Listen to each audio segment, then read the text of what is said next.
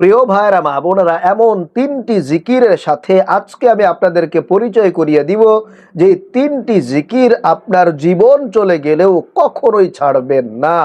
এই তিনটি জিকির যতদিন বেঁচে থাকবেন অবশ্যই অবশ্যই করার চেষ্টা করবেন। বিনিময়ে আল্লাহ রব্বুল আলামিনের আরশে আজিমের সমস্ত দরজাগুলো আপনার জন্য খুলে যাবে, অসংখ্য গুনাহ খাতা আপনার মাফ হবে, অধিক পরিমাণে নেকি আপনার আমল নামায় যুক্ত হয়ে যাবে, মিজানের পাল্লাটা ভারী হয়ে যাবে এবং দুনিয়া ও আখিরাতের খাজানা আপনি লাভ করতে পারবেন।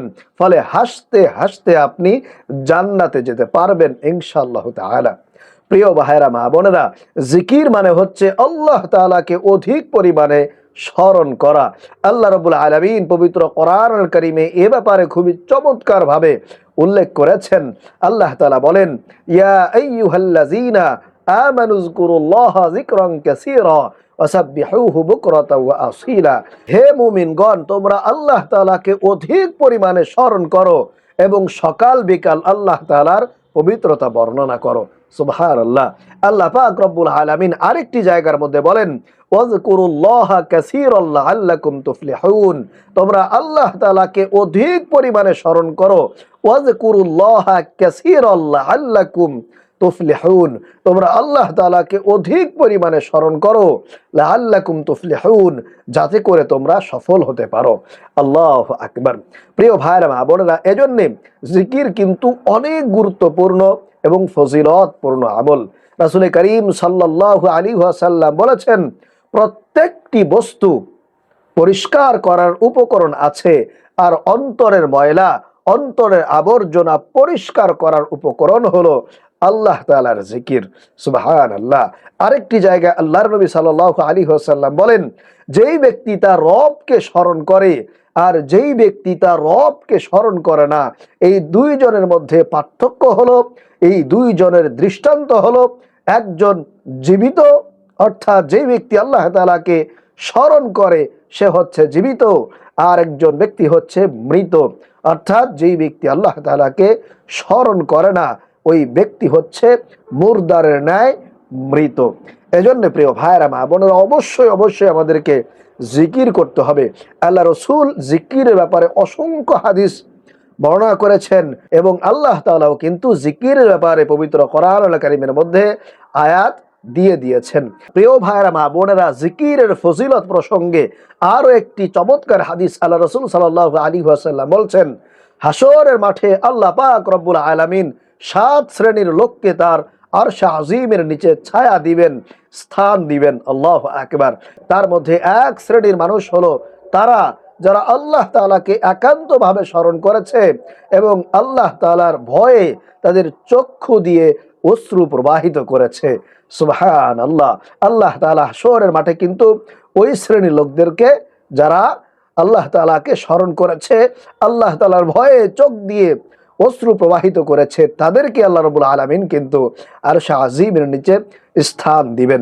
এজন্য অবশ্যই আমাদেরকে বেশি বেশি জিকির করতে হবে, আল্লাহ তাআলাকে স্মরণ করতে হবে। প্রিয় ভাইরা মা বোনেরা, কোরআনুল কারীমের মধ্যে এবং হাদিস শরীফের মধ্যে অসংখ্য জিকির কিন্তু বর্ণিত হয়েছে, তবে তার মধ্য থেকে একেবারে শ্রেষ্ঠ, ফজিলতপূর্ণ, বরকতপূর্ণ 3টি জিকির সম্পর্কে আজকে আপনাদেরকে বলে দিব। আজকে এই 3টি জিকিরের সাথে আপনাদেরকে পরিচয় করিয়ে দিব ইনশাআল্লাহ তাআলা। তো 1 নম্বরে যে জিকিরটি করবেন সেটি হলো আল্লাহু আকবার কাবীরা ওয়ালহামদুলিল্লাহি কাসীরা ওয়া সুবহানাল্লাহি বুকরাতাও ওয়া আসীলা। এই জিকিরটি একেবারে সর্বশ্রেষ্ঠ জিকির, অনেক বেশি ফজিলতপূর্ণ জিকির। এই জিকিরের ফজিলত প্রসঙ্গে হযরত আব্দুল্লাহ ইবনে ওমর রাদিয়াল্লাহু তাআলা আনহু বলেন, একদিন আমরা আল্লাহ রাসূল সাল্লাল্লাহু আলাইহি ওয়াসাল্লামের সঙ্গে নামাজ পড়ছিলাম। এমত অবস্থায় হঠাৎ করে মানুষদের মধ্য থেকে একজন বলে উঠল, আল্লাহু আকবার কাবীরা ওয়ালহামদুলিল্লাহি কাসীরা ওয়া সুবহানাল্লাহি বুকরাতাও ওয়া আসীলা।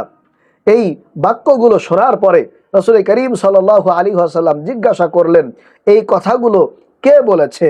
তখন লোকটা দাঁড়িয়ে বলল, ইয়া রাসূলুল্লাহ, ইয়া হাবিবাল্লাহ, আমি বলেছি। তখন রাসূল করিম সাল্লাল্লাহু আলাইহি ওয়াসাল্লাম বলেছেন, তোমার এই কথাগুলো আমাকে আশান্বিত করেছে।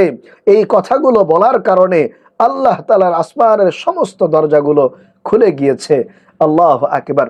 হযরত আব্দুল্লাহ ইবনে ওমর রাদিয়াল্লাহু তাআলা আনহু বলেন, রাসূলের কণ্ঠে এই কথাগুলো শোনার পরে আমি এই বাক্যগুলো জীবনে আর কোনোদিন পাঠ করতে ছাড়ি নাই, মিস করি নাই। আল্লাহু আকবার। তাহলে প্রিয় ভাইরা মা বোনেরা, আসমানের দরজাগুলো যদি খুলতে চান, আল্লাহ পাক রব্বুল আলামিন যদি আপনার দোয়া, আপনার চাওয়া একেবারে বিনা বাধায় কবুল করে নেন, এটা যদি আপনি চান, তাহলে অবশ্যই অবশ্যই আজকের এই 1 নম্বরে যেই তাসবিহটি, যেই জিকিরটি, এটা আপনাকে কিন্তু বেশি করে পাঠ করতে হবে। আমি আবারও বলছি, জিকিরটি হলো আল্লাহু আকবার কাবীরা ওয়ালহামদুলিল্লাহি কাসীরা ওয়া সুবহানাল্লাহি বুকরাতাও ওয়া আসীলা। আল্লাহু আকবার। এই জিকিরটি আপনারা বেশি বেশি পাঠ করবেন। খুবই ফজিলতপূর্ণ, গুরুত্বপূর্ণ একটি জিকির। এরপরে 2 নম্বরে যে জিকিরটি করবেন সেটা হলো সুবহানাল্লাহ অথবা সুবহানাল্লাহি ওয়া বিহামদিহি। আল্লাহ রাসূল সাল্লাল্লাহু আলাইহি ওয়াসাল্লাম বলেন, যেই ব্যক্তি প্রতিদিন 100 বার সুবহানাল্লাহ সুবহানাল্লাহ সুবহানাল্লাহ পাঠ করবে, আল্লাহ পাক রব্বুল আলামিন তার আমলনামায় 1000 নেকি লিপিবদ্ধ করে দিবেন। সুবহানাল্লাহ। অথবা 1000 গুনাহ তার আমলনামা থেকে কেটে নেওয়া হবে। আল্লাহু আকবার। এজন্য অবশ্যই আমরা সুবহানাল্লাহ সুবহানাল্লাহ প্রতিদিন সকালে 100 বার এবং বিকালে বা সন্ধ্যার পরে 100 বার পাঠ করার চেষ্টা করব। আর কোনো ব্যক্তি যদি প্রতিদিন 100 বার সুবহানাল্লাহি ওয়া বিহামদিহি সুবহানাল্লাহি ওয়া বিহামদিহি সুবহানাল্লাহি ওয়া বিহামদিহি এই তাসবিহটি যদি 100 বার পাঠ করতে পারে, তাহলে সমুদ্রের ফেনা পরিমাণও যদি তার গুনাহ থাকে, সমুদ্রের ফেনা পরিমাণও যদি আপনার গুনাহ থাকে, আল্লাহ পাক রব্বুল আলামিন ক্ষমা করে দিবেন। আল্লাহ রাসূল বলছেন, আল্লাহ পাক রব্বুল আলামিন সমুদ্রের ফেনা পরিমাণও কোনো ব্যক্তির যদি গুনাহ থাকে, আল্লাহ রব্বুল আলামিন নিজ দয়ায় তার সমস্ত গুনাহগুলোকে ক্ষমা করে দিবেন, যদি ওই ব্যক্তি প্রতিদিন 100 বার সুবহানাল্লাহি ওয়া বিহামদিহি পাঠ করতে পারে। তাহলে প্রিয় ভাইরা মা বোনেরা, 2 নম্বরে আপনারা প্রতিদিন 100 বার সুবহানাল্লাহ সুবহানাল্লাহ অথবা 100 বার সুবহানাল্লাহি ওয়া বিহামদিহি সুবহানাল্লাহি ওয়া বিহামদিহি এটা পাঠ করবেন। এই হাদিসটি কিন্তু বুখারী শরীফের মধ্যে এসেছে, বুখারী এবং মুসলিম শরীফের মধ্যে বর্ণিত হয়েছে। এরপরে প্রিয় ভাইরা মা বোনেরা, 3 নম্বরে আপনারা যে জিকিরটি করবেন, এই জিকিরের ফজিলত প্রসঙ্গে হাদিসের মধ্যে রয়েছে হযরত আবু মুসা আশআরী রাদিয়াল্লাহু তাআলা আনহু থেকে বর্ণিত। তিনি বলেন, আমি একবার রাসূলুল্লাহ সাল্লাল্লাহু আলাইহি ওয়াসাল্লামের সাথে ছিলাম। তখন আল্লাহ রাসূল আমাকে বলছেন, আমি কি তোমাকে জান্নাতের ধনভাণ্ডারের অন্যতম ধনভাণ্ডারের কথা বলে দিব? তখন আমি বললাম, জি হ্যাঁ, অবশ্যই ইয়া রাসূলুল্লাহ। তখন রাসূলুল্লাহ সাল্লাল্লাহু আলাইহি ওয়াসাল্লাম বললেন, তা হলো লা হাওলা ওয়ালা কুওয়াতা ইল্লা বিল্লাহ। লা হাওলা ওয়ালা কুওয়াতা ইল্লা বিল্লাহ। এটি হলো জান্নাতের ধনভাণ্ডার। আল্লাহু আকবার। এজন্য প্রিয় ভাইয়েরা মা বোনেরা, 3 নম্বরে আপনারা অবশ্যই, যদি আপনার পরিবার সংসার থেকে অভাব অনটন দারিদ্রতা দূর করাইতে চান, অনেক অনেক ঋণ হয়ে গিয়েছে, আপনার কোনোভাবেই ঋণ পরিশোধ করতে পারছেন না, অনেক অভাব অনেক অনটন আপনার সংসারে চলতেছে, কোনোভাবেই ইনকাম করে আপনি আপনার সংসার চালাতে পারছেন না, তাহলে আমি বলবো অবশ্যই আপনারা এই জিকিরটি, 3 নম্বরের এই জিকিরটি অবশ্যই করবেন। লা হাওলা ওয়ালা কুওয়াতা ইল্লা বিল্লাহ। লা হাওলা ওয়ালা কুওয়াতা ইল্লা বিল্লাহ। কপাল খুলে যাবে। আল্লাহ পাক রব্বুল আলামিন আপনার সকল অভাব অনটন দারিদ্রতা দূর করে দিবেন ইনশাআল্লাহ। আপনাকে গুপ্ত ধন দান করা হবে।